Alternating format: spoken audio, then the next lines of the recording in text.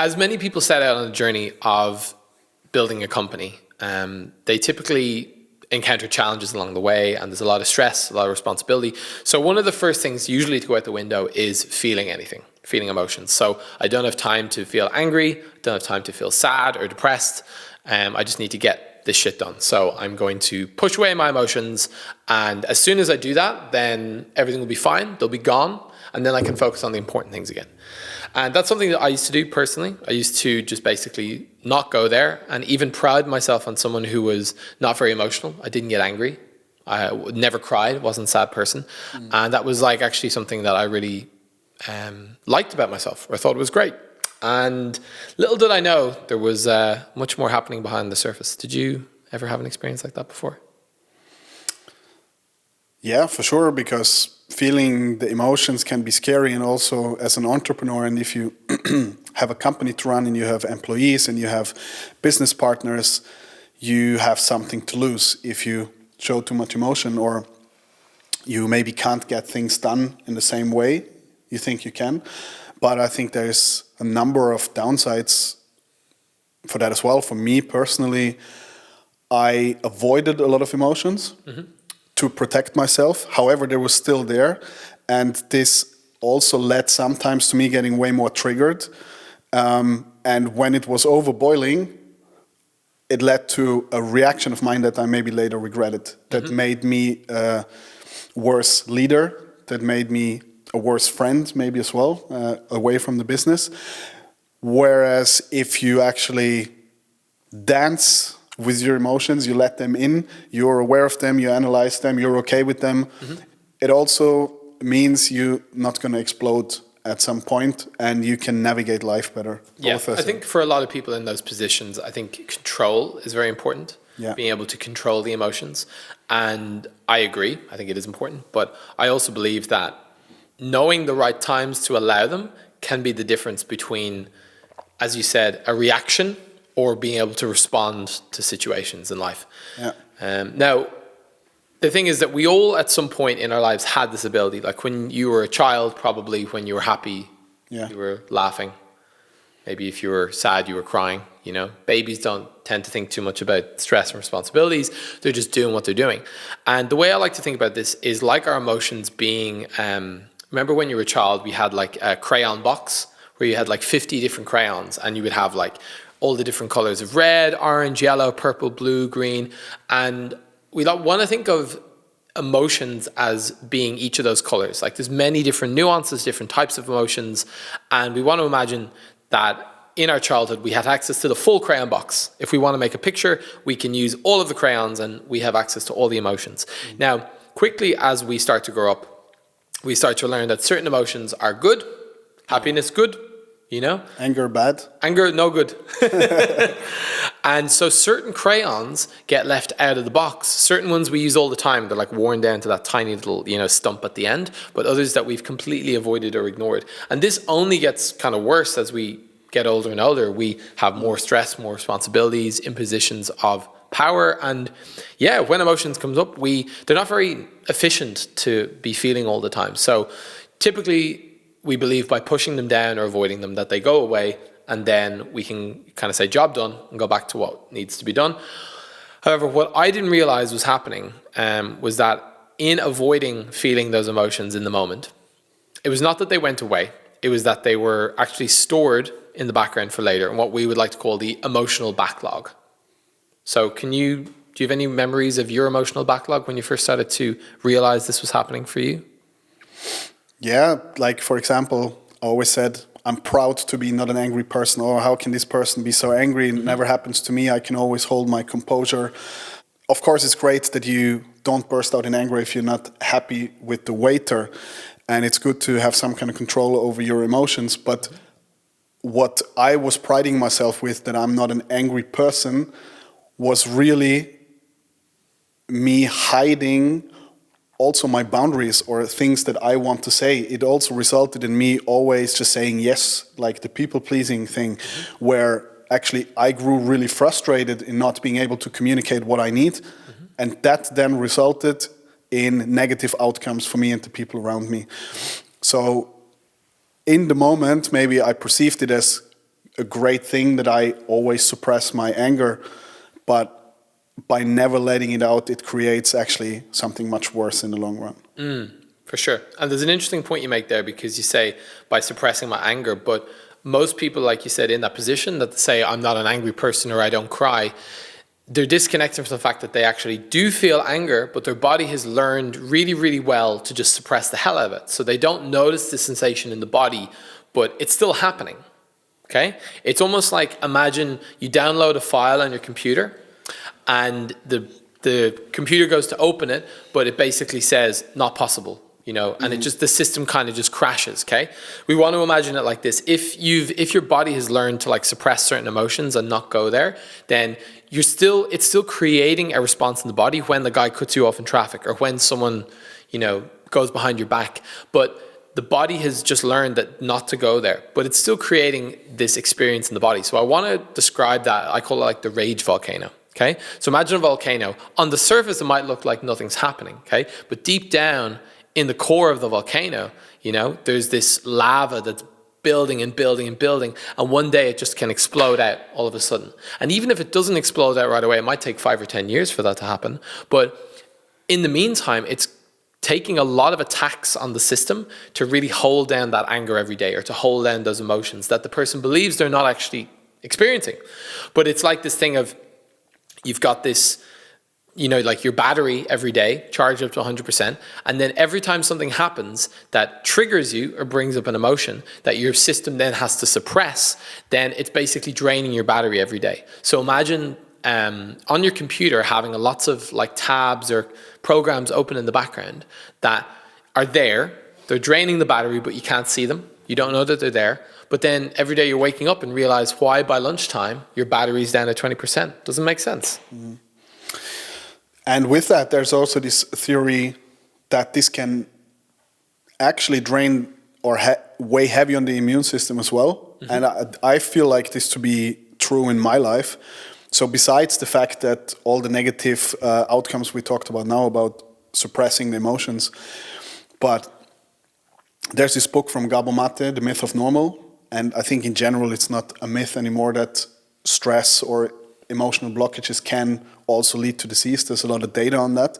But just from my personal experience, I felt a huge shift. So never did I really realize how much of my emotions I was suppressing until a couple of years ago. Mm-hmm. And I mean, this, haven't drank a lot of alcohol, I think, before COVID, and really started to live much more healthy, doing a lot of sports, doing a lot for my health, basically. Mm-hmm. And the only thing that I wasn't considering was my self-development journey and how important that is, that I store my emotions. So long story short, I was really living healthy, yet I got sick all the time. Like, I really couldn't explain. I thought something is seriously wrong with me. I got checked, and I couldn't understand why I was sick, have a bad cold once a month, feeling nauseous sometimes. And it only changed after the 5 months in Bali, where I constantly closed those tabs in the breathwork sessions. And not only did I need to sleep less, had more energy, felt better in general, I didn't get sick anymore. And this was the only parameter that has changed in my life. Mm-hmm. So for me, was a very clear sign that this, what they're writing about and talking about in all these studies now, mm-hmm. was really true for my life. Yeah. Super powerful. And yeah, it's super interesting because it's not something we would instinctively think about. Like, you would think maybe health, okay, I do diet, sleep, but ultimately the breath and the emotions are what's underlying all of it, and the tone of the nervous system. So if, we're living in this high tone fight or flight state all the time without realizing, then the body's never dropping into this rest and digest, into this healing process, because it's constantly holding all these different emotions, like this volcano inside that we're never actually getting to access.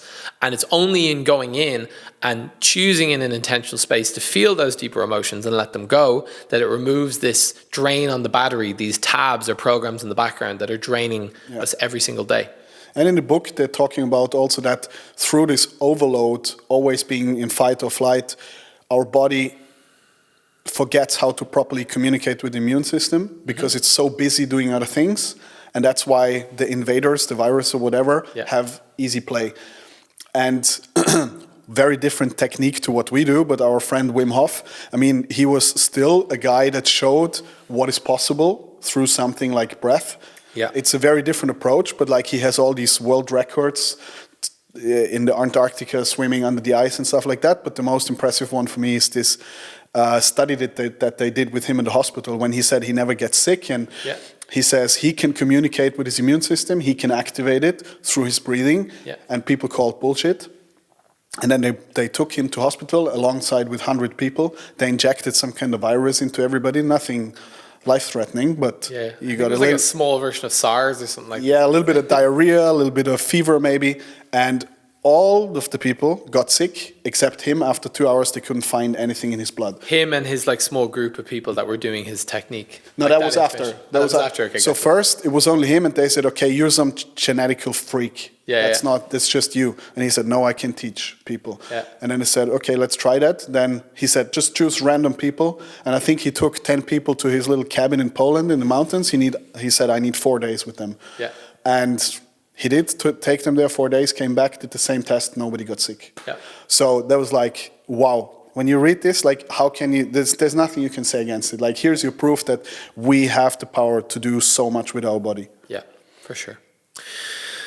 One thing that's interesting is that the body is undoubtedly powerful. However, a lot of people, as I said, have become disconnected from their natural healing mechanisms. So being able to feel and let go of these emotions, being able to tap into those innate like healing abilities. And as a result, most of the time, we need some kind of tool to be able to get there. Now, there's a few different tools that we can use in order to start to close these tabs so that we can have this more presence and just kind of like all the benefits that come from letting go of these deeper programs that are running in the background. The health benefits, as you said, just feelings of just being able to enjoy life more, having the highs and the joy and fulfillment every day. Now, different people go for different tools. One tool, of course, is psychedelics, which is something that we've both dipped a toe into. My experience in general of that, both personally and with others, is that that is a way to definitely open up and feel some emotions so that you can, open up your spectrum again. It can feel like a bit of a wrecking ball coming through the door sometimes, though. It can be hard to integrate those experiences. And it creates quite a big gap between how daily life is and then this one peak experience where, you meet God and, see angels and stuff and then come back to working in your job in like the middle of Berlin or whatever, it's like a bit of a gap. Whereas we want something that's integratable, that's moving between the two, that allows us to feel the emotions. Now, another one is, therapy is another great route for starting to tap into memories, starting to tap into understanding behaviors, but again, it's not really tapping into these deeper level of emotions. And like you said, even with breath work, it took a number of sessions for you to eventually tap into those deeper emotions, which it can. So it's kind of like this thing of we want something that's going to allow us to access the deeper layers of our emotions so we can close the tabs and find that like what's on the other side of that. Yeah, totally. And I don't know, it's not 100% to what you talked about now, but because it was 2 days ago, and it has a relation to what we can achieve. I just want to quickly tell it. I had a first-time breather at my place 2 days ago. And when I asked her, I always do that before the sessions, hey, what's the main purpose for you coming here? Like what's important to you? Is it stress? Is it trauma? Is it better sleep? And she had a 10 out of 10 for stress because she felt super stressed. And came in, had a great session. And then the message I got the next morning was she's wearing these sleep trackers. And it was only one session. And she said, okay, for the first time in a long time, I slept like a baby. And the crazy thing, she said, my resting heart rate is 20% lower than the lowest I've ever had it. She's like, that's unbelievable, after one session. So, yeah, it's not always 15 sessions like with me that you feel something. Yeah, totally. No, it's great. And that's kind of like a really... It's good to have some numbers and some data behind that. Like, I think we've both personally experienced the anecdotal benefits of like completely experiencing life differently, but I think it's really important to also put some of those numbers to it. And I can also attest to like a thing called heart rate variability rising over time as a result of closing those tabs because the system just doesn't need to be in this fight or flight state anymore. Yeah. There's less stress on the system because these emotions that it's working so hard to keep down are now gone. Like the source of the problem is gone. So if you're someone who's listening to this and you're feeling like, okay, maybe I've got a couple of tabs open in the background, you know, maybe I've not cried in many years, I don't get angry, maybe that's fine and you're totally cool with that. If you're someone who's curious about it, like exploring that and seeing what's on the other side of that, I would say, first of all, don't feel like you need to dive headfirst into this. There's a clear roadmap ahead, and just knowing that there is a path available that, like, for instance, what we found connected breathwork to be an amazing tool to start to dip your toe into that slowly in an integratable way, in a way that you kind of control. Like, you're not going to be overwhelmed and have a crazy experience unless you really, really, really want to have that. Versus something like psychedelics where you're just thrown in the deep end sometimes. I would say if you're curious, then you don't need to sign up for the 25-year coaching program. You don't need to fly around the world.